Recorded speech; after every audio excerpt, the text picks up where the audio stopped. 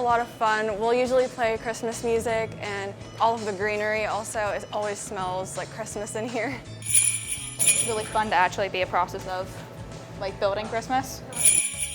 It's beginning to look a lot like, well, wreath making season here at Nation Ford High School. Something that they will hang on the outside of their door. It's almost like the people who cut down the Christmas trees, just adding on to that Christmas spirit. I think that might be a little too thick, and we might need some bigger pieces in the back. The holiday spirit is in full effect as Nation Ford's busiest elves create over 80 wreaths as a fundraiser for the Future Farmers of America Club. Really important. We're a kind of a newer club, so just seeking money that will help us get to socials, do competitions, and get our club out there. And with less than 10 days to make all these high-quality wreaths, the pressure is on. Donations of this much greenery is crucial for building this much holiday joy. So all of our clippings come from the local tree lots. That's been my biggest worry, is are we gonna have enough clippings? Making sure we have good, not just clippings, but quality clippings. So that's been an issue too. You wanted to make it as pretty as you can. That's first-year agriculture teacher G. Parker.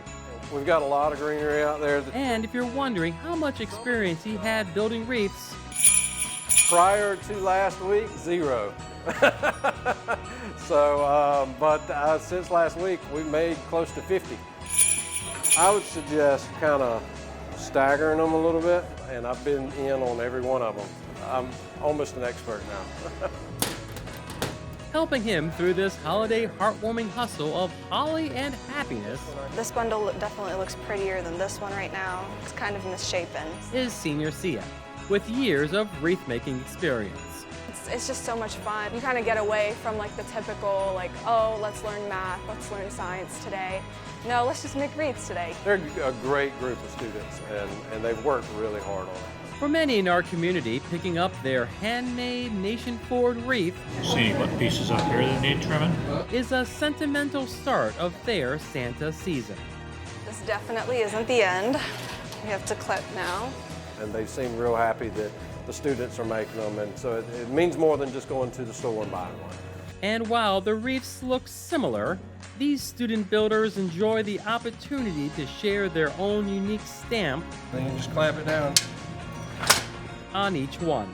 Play around with the bundle sizes, and yeah, every wreath is for sure different though. It adds character to For the... sophomore Brianna, it was a learning process, a process that got easier with practice, practice, practice. This wreath isn't finished. But when she looks at her wreath, she feels Proud, very proud, and just like relieved.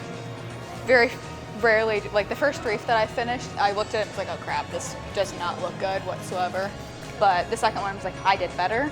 but building all these symbols of holiday joy comes at a price. Our hands don't really hurt, but you do end up with a lot of sap, and it gets kind of sticky towards the end, but they smell so good after. But beyond educating themselves about tree species and their byproducts, there was a non-agricultural aspect of wreath building they learned that will help them beyond the holidays. Really, accountability is the biggest thing, because we pre-sell these wreaths, and so just making sure that they're holding up their end of the deal. And while wreaths typically only last 1 to 2 months, the legacy that these Nation Ford students build will go on for many years.